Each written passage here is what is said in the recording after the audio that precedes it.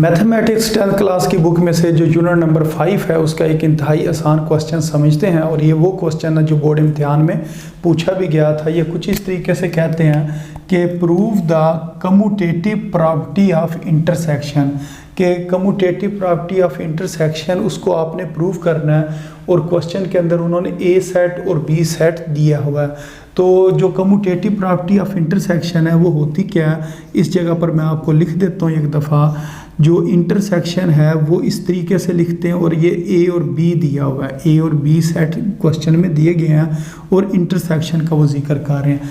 जब वो कम्यूटेटिव का जिक्र करेंगे, कम्यूटेटिव ये होता है कि आपने इसकी तरतीब तब्दील कर देनी। मसलन इधर ए पहले लिखा है, बी बाद में लिखा है। अगर आप बी को पहले लिख दें और ए को बाद में लिख दें तो ये कम्यूटेटिव प्रॉपर्टी होती है।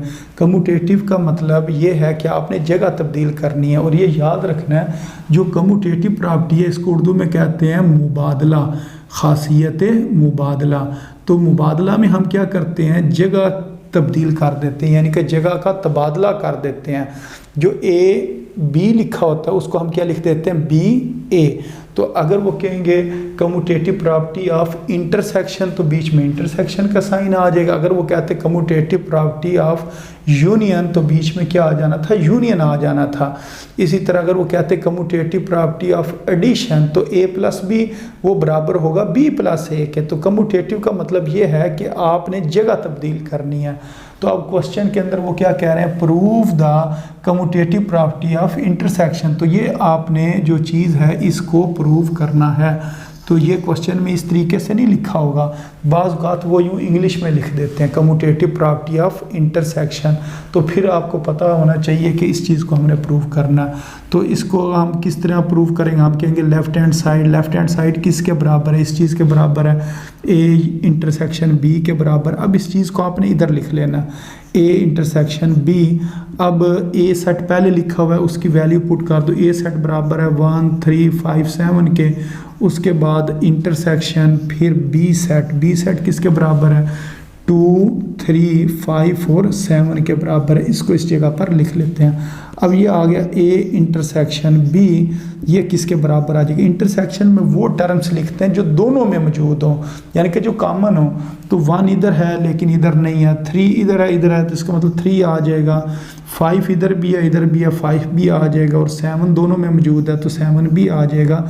इसको आपने इक्वेशन नंबर 1 का नाम दे देना है। अब आपने लिखना है राइट हैंड साइड किसके बराबर है, वो बराबर है बी इंटरसेक्शन ए। तो इधर हम लिखेंगे बी इंटरसेक्शन ए। तो इस चीज़ को इस साइड पर दोबारा लिख लेना, बी इंटरसेक्शन ए ये बराबर है। सबसे पहले बी की वैल्यू लिखेंगे, बी की वैल्यू क्या है, बी सेट बराबर है जी 2 3 5 और 7 के। फिर इंटरसेक्शन फिर ए सेट किसके बराबर है, 1 3 5 7 इस चीज़ के बराबर है। तो बी इंटरसेक्शन ए ये बराबर आ गया। अब हमने इंटरसेक्शन लेनी है या तकाते लेना है, उर्दू में इंटरसेक्शन को तकाते कहते हैं। तो जो दोनों में मौजूद है, तो जो कॉमन चीज़ है 2 इधर है लेकिन इधर नहीं है, 3 दोनों में मौजूद है, फिर 5 दोनों में मौजूद है और 7 दोनों में मौजूद है। तो ये 3 5 7 इसका आंसर आ गया। तो ये हमारे पास इक्वेशन नंबर 2 आ गई। इसके बाद आप इस साइड पर आ जाएं या नीचे लिख लें, आपकी मर्ज़ी है।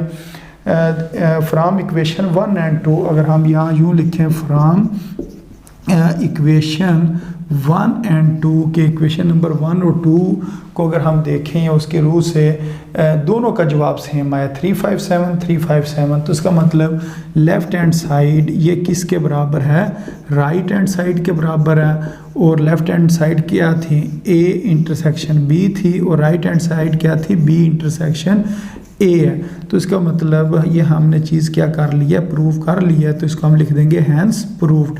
तो यही चीज़ हमने प्रूव करनी थी जो क्वेश्चन में उन्होंने कहा था कि prove the commutative property of intersection. तो ये इस तरीके से हमने इस क्वेश्चन को सॉल्व कर लिया। तो उम्मीद है आपको इस क्वेश्चन की भी समझ आ गई होगी। ये स्टूडेंट्स अब इसके बाद इससे जो नेक्स्ट क्वेश्चन है इसको सॉल्व करते हैं। ये भी कुछ इस तरीके से लिखा है, if A is equal to 1 2 and B is equal to 3 4। ये 2 सेट दिए हुए हैं, ए और बी सेट। फिर वो कह रहे हैं देन प्रूव डैट, फिर आपने ये प्रूव करना ए यूनियन बी वो किसके बराबर है, बी यूनियन ए के बराबर है। इसको प्रूव करना है। सबसे पहले आप लिखें लेफ़्ट हैंड साइड। तो लेफ़्ट हैंड साइड किसके बराबर है, ए यूनियन बी के बराबर है। तो इसको हम लिखेंगे left hand side is equal to A union B. अब आपने इस चीज़ को इस तरफ लिख लेना है, ए यूनियन बी। अब आपने ए और बी सेट की वैल्यू पुट करनी है। ए सेट किसके बराबर है, 1 2 के, तो इस जगह पर लिख लेंगे 1 और 2। उसके बाद यूनियन लिखा हुआ है तो इधर यूनियन लिखेंगे। उसके बाद बी और बी की ये वैल्यू 3 और 4, इसको इस जगह पर लिख लेंगे। अब यूनियन में हमने क्या करना होता है, तमाम की तमाम टर्म्स लिखनी होती हैं, जो दोनों में मौजूद हो उनको भी लिखना, और जो एक दफ़ा मौजूद है उसे भी लिखना, जो 2 दफ़ा मौजूद है उसे भी लिखना, यानी कि तमाम की तमाम टर्म्स लिखनी है। तो 1 2 फिर ये 3 और 4, तो ये हमने दोनों सेट्स की तमाम जो टर्म्स थी या रकमें थी उनको लिख ली, और इसको हमने इक्वेशन नंबर 1 का नाम देकर छोड़ देना है। अब हमने लिखना है राइट हैंड साइड। तो राइट हैंड साइड किसके बराबर है, तो ये लेफ़्ट साइड थी और ये राइट साइड है। राइट हैंड साइड बराबर है बी यूनियन ए के बराबर है। तो जो चीज़ इधर लिखी होती है उसको इस जगह पर दोबारा लिखते हैं, बी यूनियन ए। अब इनकी हमने वैल्यूज़ पुट करनी है। तो पहले बी लिखा हुआ है, तो बी की वैल्यू कितनी है, 3 और 4। उसके बाद यूनियन, फिर ए की वैल्यू कितनी दी हुई है क्वेश्चन में, 1 और 2, वो इस जगह पर लिख देंगे। अब बी यूनियन ए के अंदर हमने तमाम टर्म्स लिखनी है, तरतीब के साथ लिखनी है। तो सबसे पहले मैं 1 लिख लेता हूँ, फिर 2 लिख लेता हूँ, फिर 3 और 4 लिख लेता हूँ। तो ये हमारे पास इक्वेशन नंबर 2 आ गई। अब हम इक्वेशन नंबर 1 और 2 को देखें तो सेम आंसर आए, 1 2 3 4 1 2 3 4।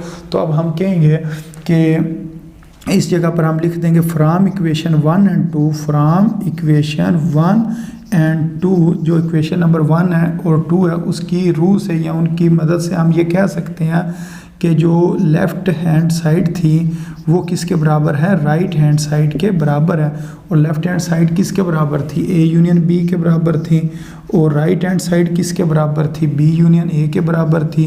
तो यही चीज़ हमने प्रूव करनी थी। तो इस वजह से इसके सामने हम कहेंगे कि हैंस प्रूव, कि ये चीज़ प्रूव हो चुकी है, कि हैंस प्रूव्ड, कि इसको हमने प्रूव कर दिया है। तो ये जो लास्ट वाले जो 3 स्टेप हैं इनको आपने लाजमी लिखना, नहीं तो यहाँ से आपका आधा नंबर काट लिया जाएगा बोर्ड इम्तिहान में। तो उम्मीद है आपको इस क्वेश्चन की समझ आ गई होगी। इंतहाई आसान क्वेश्चन था, तो अपनी दुआओं में याद रखें। अस्सलाम वालेकुम व रहमतुल्लाहि व बरकातहू।